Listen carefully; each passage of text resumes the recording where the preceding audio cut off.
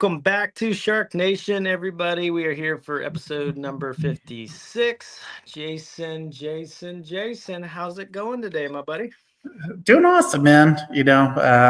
Crazy weather day here for sure, but we'll get through it.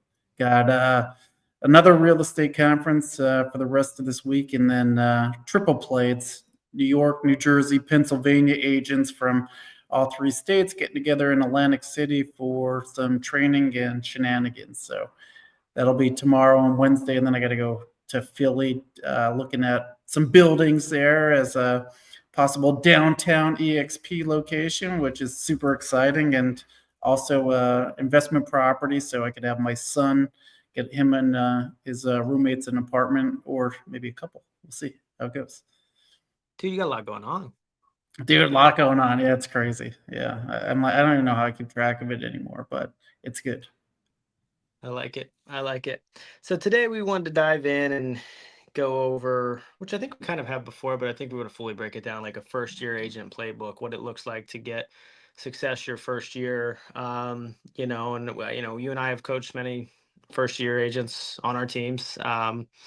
And through EXP. And then obviously we've both been first year agents. I know my first full year in the business, I sold 23 houses. I think you were a similar number or more. Yeah, I think it was like 89% of cap, whatever that is. I'll have to look it up. Got it. So let's dive in. What you got for us on the playbook side? So for one, I would say, think about if you're looking for a career change, right? And you're not in real estate and you're thinking about getting into it. I think the biggest mistake that first year agents is that they have is, they don't realize what they signed up for. It's not just going to see pretty homes, HGTV, you go show 3 houses, they pick one, you get paid, you don't have to do anything else. You just show them the house. Learning the actual job. It's a sales job. It's 100% commission based. We don't get, time off. We don't get sick leave. We don't get vacation time. We don't get benefits, but you also have flexibility of schedule. You have unlimited income earning opportunities. You have, freedom of time and work when you want with who you want and all that kind of good stuff too. But I'd say number one, the biggest thing is if you are looking to make that career shift, realize that it is a sales job first. Yeah, exactly. Well, I say a lot when we're interviewing agents, I'm not here to spin the magic rainbows and sunshines and unicorns, but oh, it's going to be all these bells and whistles and stuff that doesn't really move the needle. Like I always surface the math equation. And I mean, this is as simple as it is, I do this a lot with open houses, so if they don't have an idea for how to succeed, I lay out a template in front of them like, well, let's take open houses because everybody knows what an open house is. Would it be fair to say that on average 5 people come into an open house? On average, of course, you're going to have some that are 10, some that are none. Yeah. Average, right? And they always agree. And I say, okay, would it be fair to say that 1 out of 20 of the people that would enter an open house, you could set a follow-up appointment with, right? Yes. And wouldn't it be fair to say that of a follow-up appointment that you could work with half, like, so take 2 appointments, one might not work with you, one will, so, and this, varies, but this is what's important to show this. So once we agree to all that, right? We agree. I say, okay, well, based on everything we just went through, if you did 4 open houses a week, 5 people coming in on average, 4 times 5 is 20 people. You're going to get registered. You're going to set an appointment with 1 per week, but it's going to take 2 appointments to get a sale. So we need 2 weeks to get a sale. We're going to get 2 sales per month, considering that there's 4 weeks, right? And I think it's super important to expose that it takes a lot of freaking work. And you have to stay consistent doing that, right? That's 4 open houses a week. And then they go, oh, well, that's a lot. It's like, well, what's Sunday, 11 to 1 and 2 to 4, Saturday, 2 to 4, and then Wednesday, 6 to 8. Yeah, no, really good. So, I've been harping on the open house process as well. It's not just showing up for, between 2 and 4 or 1 and 3 or whatever it is. The day before you should be going and door knocking the neighborhood. Hey, it's Jason with eXp Realty. Just want to let you know if you see a lot of traffic tomorrow, we're hosting an open house. So if you see a lot of traffic in the area, it's probably just our open house, just to let you know. Here's my card. If you guys ever need anything, just Like that. Yeah. something quick and easy, right? Not something where it's going to be like confrontational or anything like that. Bang, go to the next door, but do all the doors in the neighborhood up and down each street, right? So that should be the day before. The morning of, you should be putting your directional signs out, right? Pointing everybody in traffic from the main streets, pointing them every single direction into the house. And then I like to put like balloons on the top of the directional sign, so you can kind of see them, and then stagger them all the way out through to till you get to the house. At the house, you have the sign-in sheet, right? And then you have like cookies and waters and all that kind of good stuff. It's like there's a lot of prep that goes into that. It's not just showing up and sitting there for 2 hours. So you take the 8 hours I said and doing 4 a week, right? We take 2 hours per open house, 4 open houses per week. You got 8 hours, right? And you take what you said, so an hour per prep, per open house. We've got four, so another four. So now we're at 12 hours. And then obviously the other things like calling the neighbors and stuff. We have more than enough if we'd fill it. We're at 12. We fill Yeah, another 8 hours with other tasks related, maybe following up with the yeah, leads even. We're at 20 hours in a week. If you reserve the other 20 for appointments or nurturing the yeah, ones, like we are at a 40-hour work week, right? Like this is the game. It is that simple. Now there's different ways, yeah, right? But I think what's important, like, so I laid out the strategy and then you pointed out there's subtleties and nuances to it, right? There's other yeah, things that you got to do with it. It's not just show up. Cool. Love it. The yeah, thing is when you go all in on a subject, one or two things, one lead generation source, one or two of them, not yeah. eight, That's just not I'm one gonna. lead. Yeah, that's one lead generation opportunity there too, like you said. And before I forget, the conversation goes like this: Hey, Jason with eXp Realty, just want to let you know if you see a lot of cars around the neighborhood, we're hosting an open house tomorrow between 1 and 3. So if it gets busy around that time, it's probably just us. Here's my card if you have any questions on it. You don't know anybody that would want to be your neighbor, do you? Something It's great. right? It's And great. super simple, and then say, oh, no, no worries if you don't, blah, blah, blah. But if you do, here's my card. Just give us a buzz. But what we do instead is so all the extra things you talked about. See, that's what I'm trying to point out. It's like we understand the math and it makes sense, and then we just do the bare minimum, and then we do five other things too, and then we miss a week of we do two open houses instead of four, and then we don't get the cookies, or we don't call the neighbors, or we don't follow up with the leads, and because we're trying to post on social or build a YouTube channel, and by the way, same thing here, like I have this problem, but when we go all in and focus, and I used to really coach on having a major and a minor, having spend 80% of your time on your major, like a college major. So let's Yeah, say that's open houses. We just laid out a major strategy for you. Take it and deploy it from this podcast, and go talk to that's us in a cool. year. Yeah, And then have a minor 20% of your time building your YouTube channel, posting on social media, support networking with your sphere of influence, right? yep. As a backup plan, in case it doesn't work, but not eight plans, not social media, not sphere, and then open houses. Oh, and then internet leads. Oh, and then Fizbos and expires. Why don't I try that too? Like you're trying five different things, and you're trying to beat the guy who calls Fizbos and expires every day. He calls 200 of them and doesn't quit, and every single day. And you're trying to beat that guy when you're Yeah, doing 1 out of 5 is your Fizbos and expires, right? Like that's the big.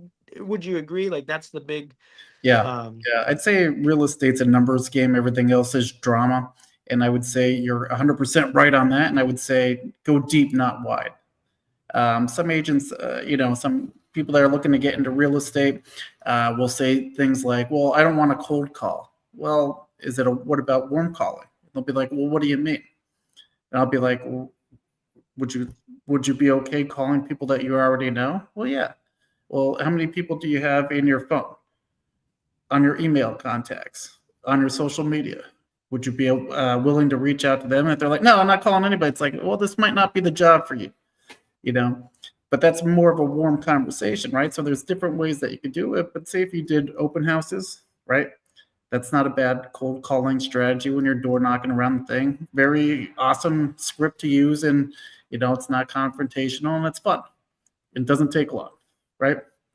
Um, Warm prospecting, right? If you don't want to cold call strangers, we got to talk to somebody. right? You got to find people that are looking to buy, sell, invest, or rent real estate, right? So there's the process with that. Um, I would say, before we forget, just touch on that. I think you're doing the same thing as I'm doing, but I'm going to offer real estate scholarship for anybody that's looking to come in full time and be a real estate agent. We're going to pay for the course. We're going to pay for your exam. We're going to pay for the books, study guides, all that kind of good stuff. If you want to join up with us and be part of the team. So if anybody is looking for a career change or know anybody that is, reach out and we can definitely talk shop on the scholarship. So your first year, if we're going to their playbook, we just laid out a playbook for open houses to make it work, Yeah. But um, how, what was the biggest contributing factor that led to closings for you in your first year? So my first year and really my real estate career is not traditional. I got into it to buy my own investment properties. So my first year was kind of just buying my own properties and helping other investors buy theirs, right? And then helping them get it rented out, and then kind of snowballed from there.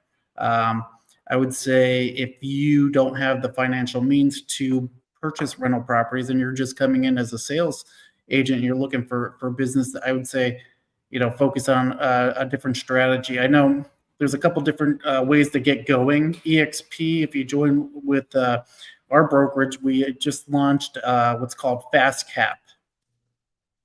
capping, right? Hitting your sales quota for the year quickly, right? So it's a 6-week program that they have where kind of goes all into every aspect of being a real estate agent.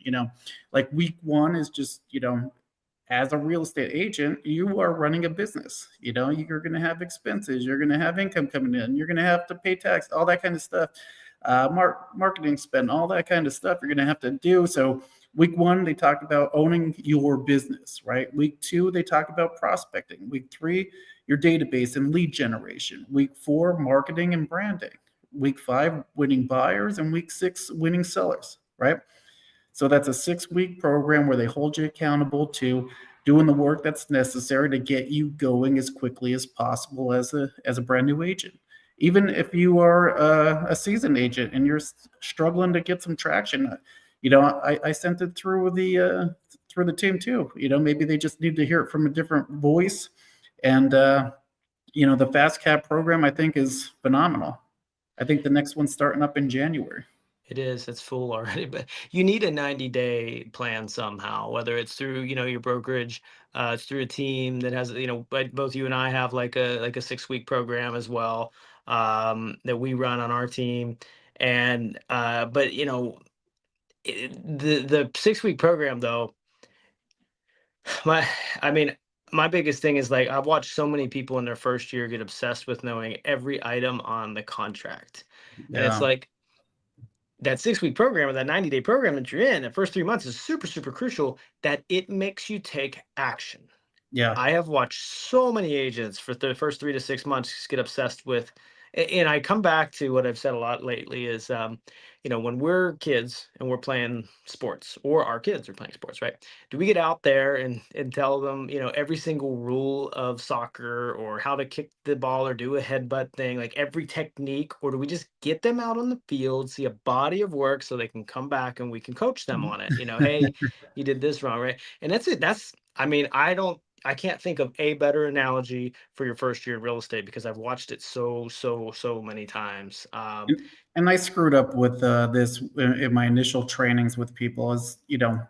focusing on the contracts and focusing on all the other stuff that comes afterwards. But if you don't put in the legwork up front, who gives a shit about the contracts? Because you're never going to write one, right? Well, that and 100%. And then the other aspect to think of is you're never going to memorize every detail of the contract. I mean, my team has sold over 1,000 homes in 10 years.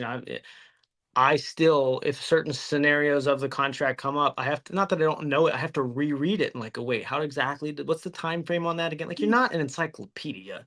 You're a Yeah. guide. You're a problem solver. You're there to navigate? What's in front of you? So the best line, your first year agent playbook, you're doing open houses for a week, all that stuff. The best line to get out there and take action, not worry about what you don't know is that's a great question. Let me check with my mentor, broker, team leader, friend, Yeah. Google, ChatGPT on that, and I'll get right back to you tonight at 6. How's that sound? Yeah, dude, I had so many like brand new agents that would really struggle with not knowing every single detail. And it's like, our business isn't something where you could train on everything, every possible scenario that's going to come up. It's impossible. You know, that's why, I kind of broke out, my training as practice and then the game, right? Practice is all the stuff that you need to do in order to, get the business, right? The game is once you go under contract and all the stuff that you have to do after you go under contract and fall on your time frames and all that kind of good stuff. It's exactly it. It's exactly it. And now, I think another good important thing to say is like, even if you take all the action and you put it week in and week out, buying a house isn't like buying a bag of chips. People, it's a long process for them from decision to contract, or from consideration to decision to contract. It's a lot. Even if you get somebody today, your first day in, right, it's going to take 30 to 60 days to close, and that's if they went and saw a house today, put in an offer, and it was accepted. I mean, there's a lot Yeah. of things. Yep. So you're going to have a 3 to 6 month runway of seeing the fruits of your labor, or Yeah. longer. But even if you're hitting it every single week like you should for that first 3 months, it's going to take that long to really start to see a closing or two. And it's so important because that makes every single day, 5 days a week, super super crucial that you are taking the action, because like what we're closing on now was from September. You're but from the work we did in Yep. September, you know what I mean, or It's August. it's a um long game, like you said. I talked to new agents about this too. For one, your upfront startup costs, right? So you'll have your exam, the course, books, all that kind of stuff. You're probably looking around $500 for all that, right? But then once you get licensed, then you have to get licensed with the state. There's a fee there. Then you have to join a brokerage. There's a fee there, right? And then you have to join the local board, and then you have your annual NAR dues and all that kind of stuff. That's 500-600 bucks. At the end of the day, you're like $1,500, $2,000 just to get going, right? And then, like you said, so you don't get paid until it closes. So you're doing all this work, 30 days for a cash deal, 45 to 60 days for anything with the loan, right? You have to, I always say, think of it, it's wintertime in the Northeast. I know you guys are probably still freaking 85 down there, but I always say, use that squirrel analogy, man. You guys got to put some nuts away for the winter, because if that doesn't close, then you're starting over again. And then, so the other thing, real quick, is agents really struggle with this. They get something under contract and then they stop prospecting, right? And that's the biggest mistake, Me because too. they already had the momentum going and the routine down, and then they get something under contract and then they're doing inspections and doing all this stuff and getting quotes and running out for here and running out for here, and then they totally wipe away their prospecting time. And what happens if that deal goes sideways? Now you have no deal there, and you also have lost all that prospecting time. The biggest thing that, losing that momentum is the biggest no-no for agents as well.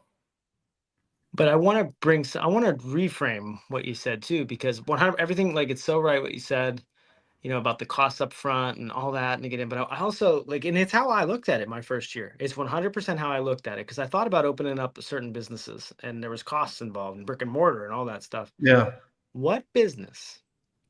We laid it out on this call. If you committed to 4 open houses per week, you'll make 6 figures in this business. I can do the math for you any which way. And it's like, if you don't believe me, go do it and come back to me in a year and tell me you don't. If you do 4 per week, yeah. 4 open houses per week for an entire year, tell me you don't make 6 figures. I want to see somebody who's done it. But anyway, Well, it's even open houses, or like you said, making the calls, having correct. quality Any of the conversation. If actions. you can't just quit after one day and say, "Oh, this doesn't work," But my you know. point is, we That's laid just out a plan right there on this call that I know will lead to 6 figures if you did 4 open houses per week, every single week for a year. Like, that's the kicker. That's where everybody loses it. It's like, well, yeah, well, I did it, but not that week. I had a birthday, or somebody came to. Oh, no, no, no.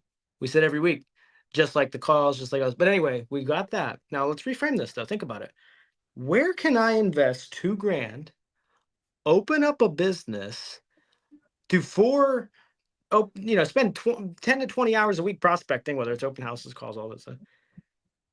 Follow up the appointments in the other 20 hours and get six figures, right? My only risk was 2 grand, especially if you join a team, right? Now, if you're going solo, there's something to be said for maybe you get the cost of cookies and stuff like that, but it's pretty minimal. If you're going to open up a Yeah. business, the odds of hitting six figures in it, it's first of all, you might not even make money for the first 1 to 3 years or more, right? I mean, Yeah. and that's where I got into real estate going, wow, like here's a way I can, in a sense, open up a business without the huge capital risk, some, but not that much, right? Yeah. And earn six figures. I mean, it's 100% possible. And it's, in my opinion, still one of, I'm biased because we do it, but I think it's one of the not the easiest, but one of the most accessible ways to open up a business and hit six figures in your first year with the least amount of risk. Yeah, yeah. I mean, like you said, you don't have a ton of inventory or overhead or anything like that, where you're not physically selling like inventory out, right? So you don't have that kind of risk or association with that. It's like it's all just hustle and grind. If you're willing to do that, you're gonna make it. And I think having that initial startup time, that first 90 days to get you trained up and get you, doing the actionable things that are needed to move the needle is where it's at. Um, so we talk a lot about it where I got set up with the DCM folks, Digital Maverick, and they have a boot camp that's starting in January. Um, do you want, if I tell you what they are doing for their boot camp, and would you tell me if you think that you'll be successful or not successful from doing these things? Right. Got it. So this is a week. This is your weekly activity, and they're doing theirs January 6th to February 17th. Right. So you have to do 60 calls per day, 4 days a week, tracked in a database. Right. 7 conversations per day for 5 days, totaling 35 conversations per week.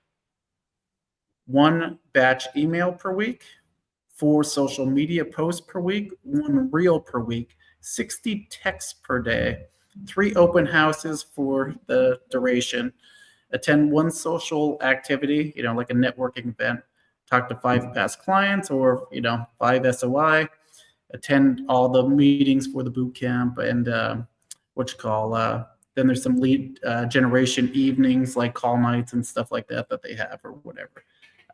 Bonus items: drop off business cards twice a month, host and do role play, 10 handwritten notes per week, and 20 kind of like what they call like Popeyes. Popeye plays, and how crazy is that?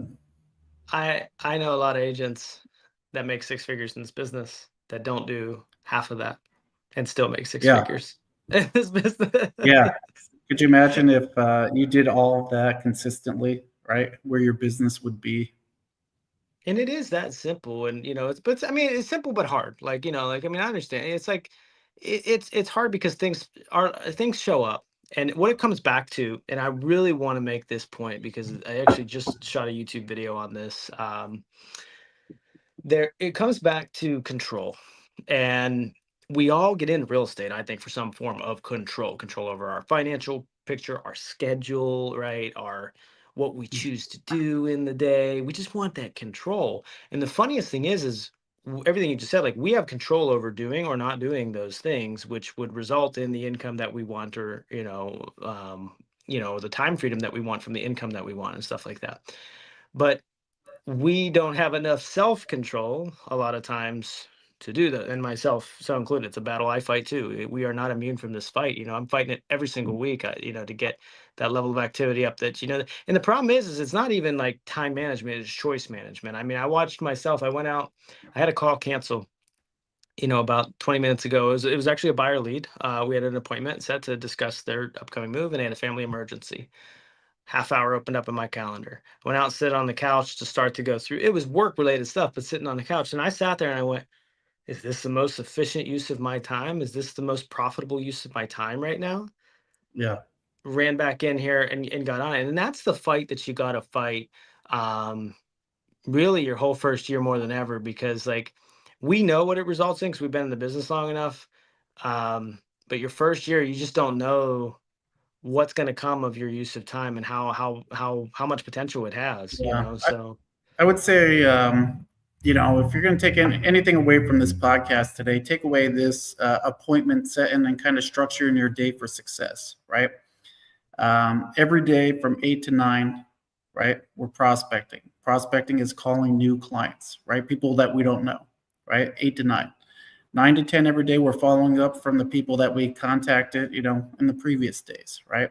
So we got 8 to 9, 9 to 10, and then 10 to 11, we're kind of doing, maybe like role play and objection handling techniques, maybe for like a half hour, and then 10:30 to 11, learning something new, right?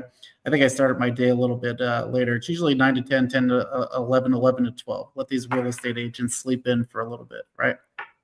Um, right. And then, I like to say then unplug for a little bit, do something to get your, either planning out your afternoon, right?